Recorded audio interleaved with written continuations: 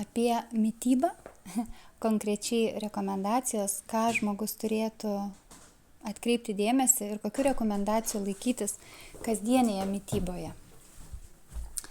Visų pirma, yra pirmas tikriausiai dalykas, į kurį turėtumėte atkreipti dėmesį, tai laikas, kada valgote tam tikrus produktus arba apskritai maitinatės.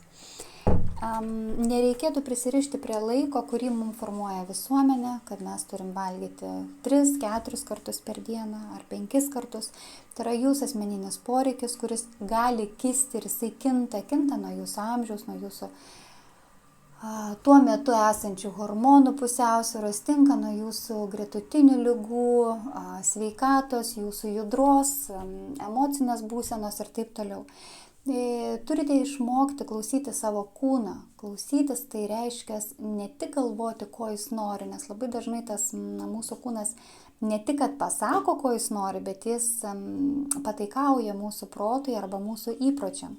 Ypač tai pasakytina, sakykime, su mėsos produktais, prie ko mes esame įpratę, arba prie saldumynų, kada yra greitai patenkinamas poreikis gauti angliavandenių. Tačiau sąmoningai maitinantis, sąmoningai galvojant, mąstant, iš tikrųjų labai lengva yra atskirti, ar tai yra tiesiog mano užgaida, ar tai iš tikrųjų yra tas tikrasis poreikis gauti, suvalgyti to produkto. Nereikėtų savęs varžyti, nereikėtų savo neleisti kažkokai labai kūnas kažko nori. Sakykime, kad ir tie patys saldumynai. Yra mitas apie tai, kad jų valgyti nevalia, kad cukrus tai yra baltoji mirtis. Taip, iš tikrųjų tų dalykų mums mažai reikia, tačiau reikia žinoti, kad cukrus tai yra vienintelis maistas mūsų smegenim. Kalbėkime apie natūralų gamtoje esantį sultis, natūralės gamtoje esantį cukrų, kuris gaunamas, ypač jo daug gaunamas su vaisiais. Ir vaisiai iš viso, kaip pakylėti mokytojai sako, tai yra Dievo maistas. Jais turi maitintis mūsų vaikai, sergantis, nėščios ir šiaip žmogus, nes per vaisius mes pamaitiname savo smegenis, gaunam visų mums reikalingų medžiagų ir iš tikrųjų yra labai energiškai stiprus. Tai galime gerti vaisių sultis, galime jas valgyti tiek, kiek norime, nereikia bijoti, kad turim padidėjusių cukraus kiekį, nereikia bijoti, kad tai yra saldu, nes aš tikrai girdžiu labai daug kad ir iš savo žmonių, kurie kreipiasi į mane, kad bijau, nes pas mane cukrus, aš jo nevartoju arba nenoriu sustorėti. Tai yra, žinote, tokia pati nesąmonė, kaip, aš net nežinau, tas pats kaip sakyt, kad net neįsivaizduoja, ką pasakyti, kad rankos auga iš galvos. Tai žmogus negaudamas cukraus, vėlgi kalbama apie natūralų, menksta jo gebėjimas mąstyti. Tai vėlgi galime įžvelgti net ir savotišką sąmokslo teoriją apie tai, kada žmonės yra gąsdinami gyventi baimėje, gyventi toj pozicijoje, kada mes atsisakome to, kas mums yra būtina, mūsų gyvybiniam funkcijom, mūsų energijai. Ir nereikėtų tik tai vėl kategoriškai bėgti ir pradėti valgyti vien tik tai vaisius, atsisakant kitų produktų, nes visur turėtų būti saikas. Ir galbūt bus dienų, kada jūs valgysite vien tik vaisius, jeigu jūsų kūnas to norės, o ne dėl to, kad jūs sugalvojat, kad jums dabar reikalinga dieta, nes jūs sugalvojat, kad jums reikia mesti svorį, arba jūs sugalvojat dar kažką, nes žmogus geba sugalvoti labai daug ką. Tačiau tie mūsų galvojimai labai būna dažnai paremti ne aukščiausiai aš, suvokimo, išjautimo mūsų sielos, bet labai dažnai suformuoti įpročių ir visuomenės. Tai, ką mes girdim, tai, ką mes, žiūrėkite, kaip mes elgiamės, perskaitom žurnale ar kažkur, kad tas produktas sveika arba taip daryti sveika ir mes puolam stačia galva. Pirmiausia, pasirenkant produktą reikėtų paklausti savęs, ar mano brangiausiam kūnui, mano šventoviai tai reikalinga, ar tai priimtina. Nebūtina jums turėti tų žinių, kurios turi gyduolis arba žmogus, kuris, sakykime, eina tuo keliu, ar ne, gyduolio keliu. Tai reikalinga tam, kad tu galėtum padėti daugeliu žmonių, bet jeigu jūsų paskirtis yra kita ir jūs iš tikrųjų, jums svarbu pačiam savo kūno sveikata, tai pakaks to, kad jūs žinosite, ko jūsų kūnas nori. Nereikia vaikytis, nereikia daug skaityti, nereikia daug galvoti, nereikia akcentuoti, tuo labiau ar mokslinių tyrimų supraskit, kad mokslas tai yra tik išraiška vienos ar kitos žmogaus nuomonės. Jis yra patvirtinta arba ne, tik tiek, bet ji gali būti labai labai toli tiesos, labai toli nuo visatos dėsnių. Tai va, tai cukrų natūralų, kuris ateina per vaisius, per sultis, per džiovintus vaisius, per daržovės, netgi per mėsą. Tarp kitko, apie mėsą daugiausia galbūt visokių diskusijų yra. Tai kinų medicinoje mėsa yra vertinama ne dėl geležies, o dėl to, kad ji turi tam tikros rūšies cukraus. Ir yra tam tikrų receptų, kada ir ligų, kurie yra gydomi mėsa, mėsos sultiniais ir tam tikros rūšies mėsa. Tačiau yra kita mėsos pusė. Galite sakyti, kad taip mes gyvename atšiauriuose kraštuose, taip mūsų genai tokie yra, taip ir mes gebėjome ir turėjome valgyti mėsą, kad išgyventume. Bet mūsų fizinė struktūra, mūsų fiziniai kūnai buvo visiškai kiti, mūsų sąmonė buvo visiškai kito lygio, mūsų evoliucinis etapas buvo visiškai kito lygio. Aš dabar kalbuosi su jumis ne kaip su bendra mase, bet kaip su žmonės, kuriais eina sąmoningumo keliu. Jūs tikrai suprantate, apie ką kalbu. Ir kintant visiems, buvo laikas, kai žmogus mito vien mėsą, jisai buvo labai artimas gyvūnui, žinduoliui, kuris vadovavosi instinktais, tai vėlgi kokia jo sąmonė buvo. Bet mes evoliucionuojame, mes augame. Šiuo metu mūsų kūnai, negalima sakyti, kad taip jau tiesmukiškai aterėja, bet eina link to etapo, kinta mūsų ląstelės, kinta ląstelių struktūra, kinta net akupunktūros atžvilgiu, kinta energiniai centrai, energijos pasiskirstimas, tai, kas buvo viduje, išeina į išorę. Ten, kur visą laiką buvo viskas ok ir veikė, nes veikia per impulsus, dabar tai pas daugumą žmonių neveikia ir neveikia ne šiaip pas kai kuriuos žmonės, bet mažai veikia pas tuos, kurie yra aukšto sąmoningumo, kurio dažniai yra aukštesni. Kodėl? Todėl, kad jų kūno struktūra, fizinio kūno struktūra kinta greičiausiai. Ir jūs galite tai neigti, galite tai pripažinti, nuo to nepriklauso esama situacija. Tai vat, daugeliu dalykų vis dėlto reikėtų suvokti per save, per savo prizmę. Ir o kaip norisi man? Ar tai, klausimas turėtų būti ne tai, kad ar tai patenkins mano kūną, bet ar tai padės mano kūnui gauti dieviškosios energijos, ar tai padės mano kūnui tapti stipresniu, atmetant visus įsitikinimus.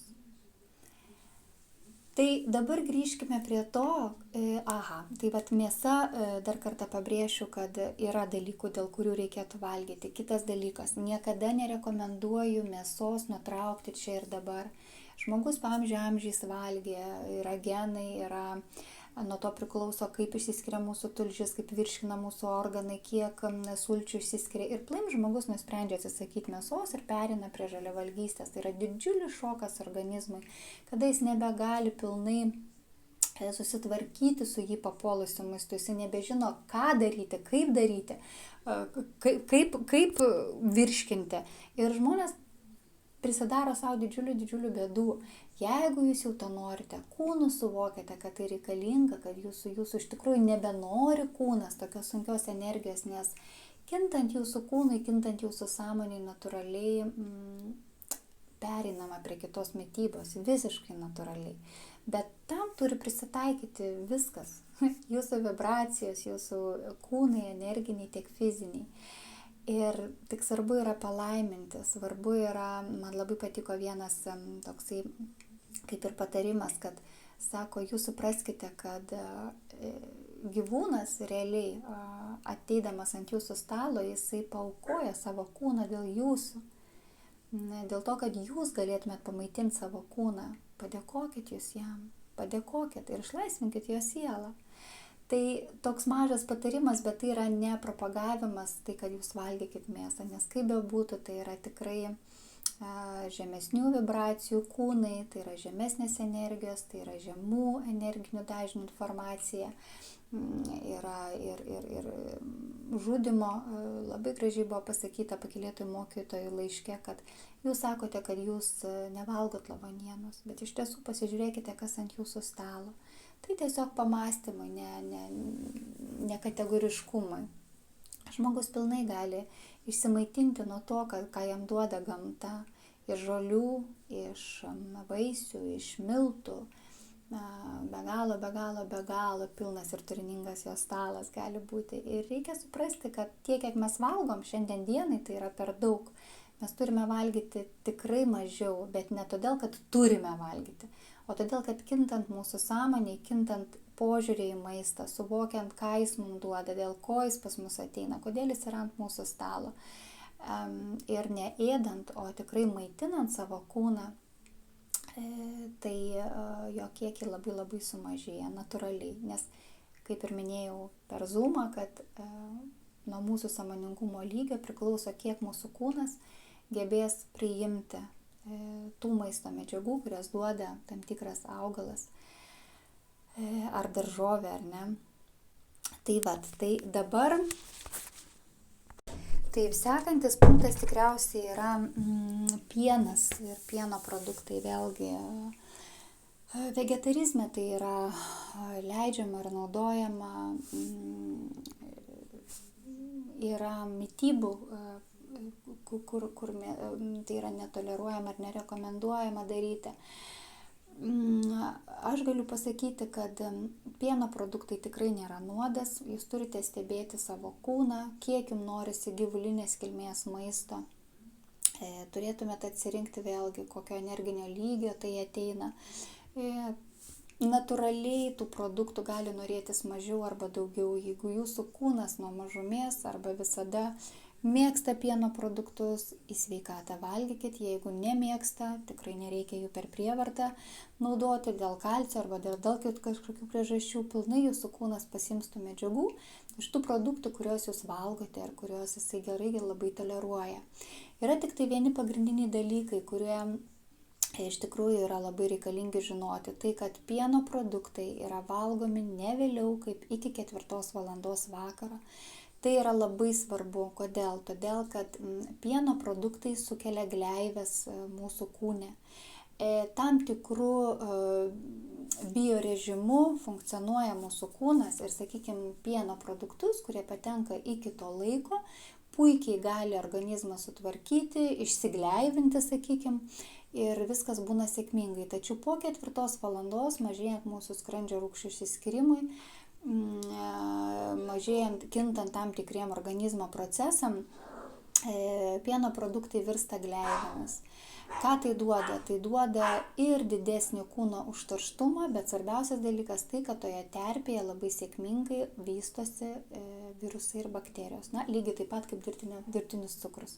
Jeigu jūs susirgot virusu ir jūs save maitinat cukrumi, tai jūs įsivaizduokit, kad jūs ne save maitinat, o maitinat virusą patekus jūsų kūnui, nes tai yra jo mityba. Išskyrus natūralų cukrų, tai yra vaisiai, džiovinti vaisiai. Tai kas liečia pieną, lygiai taip pat. Toje terpėje jie labai puikiai dauginasi. Ir jeigu jūs vartojat nesilaikydami šito grafiko ir mėgstate pieno produktus, galiu sakyti, kad esant peršalimo problemom, jums tikrai dažnai bus bronchitai, sloga, tai yra ten, kur teka gleivės. Tekėjimas gleivių tai yra jau rodiklis perteklinius, kada kūnas jau nebegeba su tuo susitvarkyti, jisai turi kažkokiu tai būdu per kažką tai išlieti, išgleivėti. Tai ir pakeitus tik tokį mažytę smulkmeną, jūs pamatysit, kad net jeigu ir tie virusai, bakterijos prie jūs kimba, dėl ko jie kimba, tikrai padarysim paskaitą atskirą, bet jis eina kitaip. Jum praktiškai nebūna slogos arba būna tokia minimali vandeninga, tiesiog kaip uždegiminė proceso, sakykime, gaminys kažkoks, bet tai jinai būna visiškai kitokia. Tai labai yra susiję. Tikrai, jeigu ryšitės tik va tokį dalyką pakoreguoti, jūs tai labai greitai pastebėsit. Lygiai tas pats liečia ir vaikus. Tai dabar dar vienas dalykas yra žaliavalgystė. Ar reikėtų ją propaguoti? Žali produktai yra labai veiksmingi, iš tikrųjų ten išlieka visi vitaminai, mikroelementai ir energinė forma jie yra labai stiprus ir sveiki. Tačiau reikia žinoti, kad jie taip pat turi būti valgomi saikingai. Tai neturėtų būti kasdienis racionas nuo ryto iki vakaro, neduodat kitų medžiagų mūsų kūnui. Nekalbant jau apie